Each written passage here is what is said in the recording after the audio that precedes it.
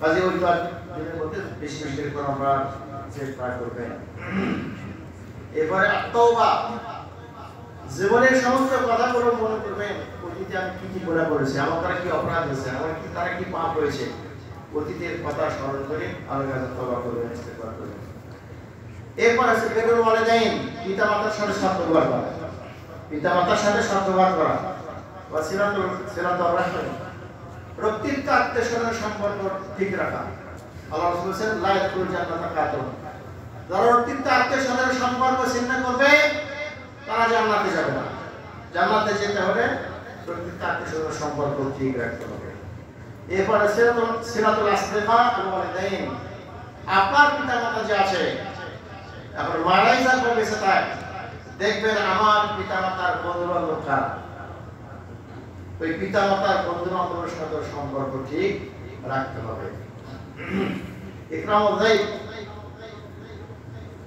মেহমানদের সম্মান করা,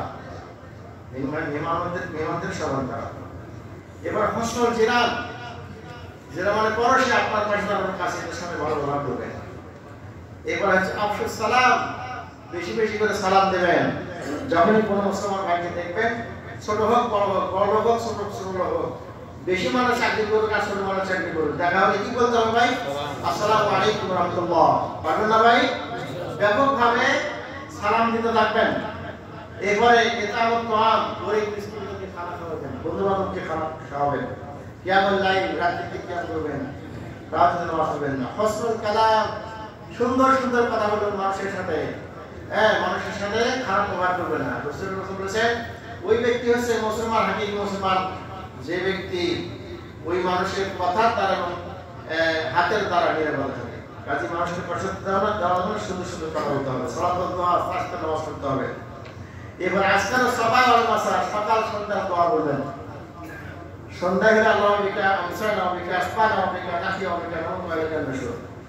সকালে হলে আল্লাহু বিকা আসবাহনা ওয়া বিকা আমসানা ওয়া বিকা নাহিয়া ওয়া বিকা নাউম ওয়া বিকা নুশুর, মুখস্থ করে নেবেন। এরপরে হচ্ছে আন-নাওমু আলা তাহারাতিন, রাত্রিতে যখন ঘুমাতে যাবেন, ঘুমাতে যাওয়ার আগে ওযু করে ঘুমান। ওযু করে ঘুমালে আপনার নিয়াতের সাথে কখনোই কোনো ফেরেশতা থাকবে না। কথা বুঝা গেছে? আপনাকে হেফাজত করার জন্য তো ওযু অবস্থায় শুয়ে যাবেন। এরপরে আছে আত-তাবাসসুম, তাবাসসুম মানে মুস্কি হাসা। বুঝেন নাই? হাসতে পারবেন না, হাসতে কষ্ট হবে নাকি?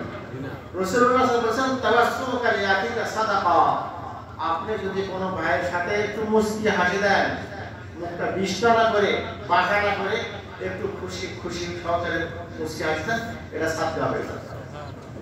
অর্থাৎ সাথে করে যে স্বভাব, সেই স্বভাব পেয়ে যাবেন। as-sabr 'ala al-'ada, বিপদ আপদের কষ্ট করতে হলে তার মধ্যে ধৈর্য ধারণ করতে হবে। আপনি দাওয়াতি কাজ করতে গেছেন, আপনি বিপদ, আপনাকে অনেক ধরনের কথা বলবে, ঠাট্টা করবে, মস্কারি করবে, ইত্যাদি ইত্যাদি। তো যে কোনোভাবে কষ্ট দুঃখ আসলে সবর করতে হবে, ধৈর্য ধরতে হবে। মুআমালাতুল হাসানা, মানুষের সাথে উত্তম ব্যবহার করতে, সৎ ব্যবহার করতে, ঠিক আছে? এরপরে হচ্ছে কাজমুল গায়জি, মানে নিজের রাগকে সিপিয়ে খাওয়া। রাগ করা যাবে না, রাগের পারে মানুষ অনেক কিছু করে ফেলে, তাই না? রাগের পারে মারামারি, রাগ স্পেশাল রাগ গুণ হয়, মারামারি অনেক কিছু হয়। এই জন্য রাগকে দমন করতে হবে। ইনজাজুল ওয়াদি, কারোর সাথে ওয়াদা করলে সে ওয়াদা পূরণ করতে হবে।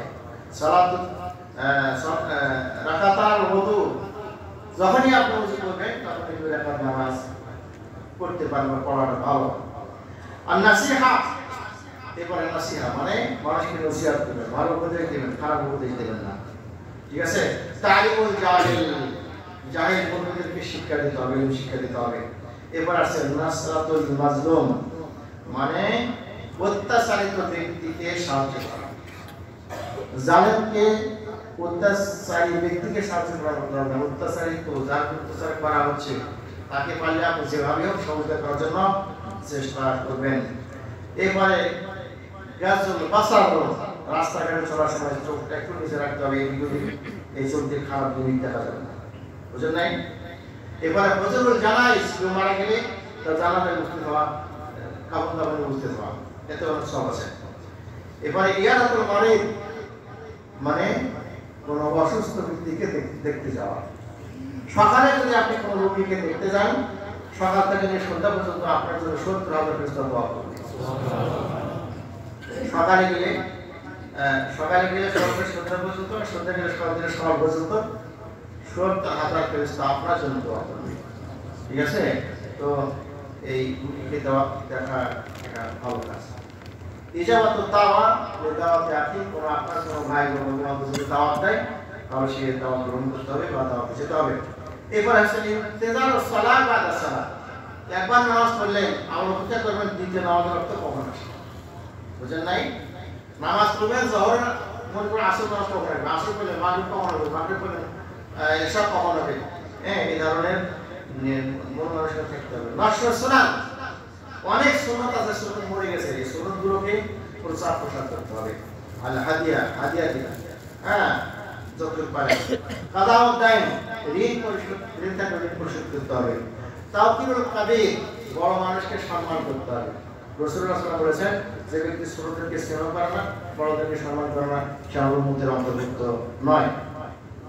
এবার ইমাতাতুল আদা, মানে কষ্টদায়ক জিনিসকে দূরীভূত করতে হবে। রাস্তা দিয়ে সেখানে হোক কষ্টদায়ক জিনিসকে দূরীভূত করতে হবে।